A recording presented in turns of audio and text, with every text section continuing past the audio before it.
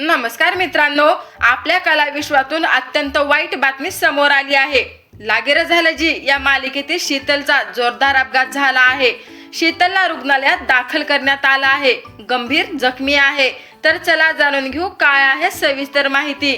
त्याआधी समर्थ फिल्मी बायोग्राफी चॅनलवर नवीन असाल तर लाईक आणि सबस्क्राइब करून घ्या। तर मित्रांनो, लागेर झालं जी ही मालिका प्रेक्षकांच्या पसंतीस उतरली होती। शीतल आणि आज्यांची जोडी प्रेक्षकांना आवडत होती। त्यातील सर्वच कलाकार एक नंबर होते। मात्र काळाने घाला घातला। शीतल सध्या नवीन मराठी चित्रपटामध्ये काम करते।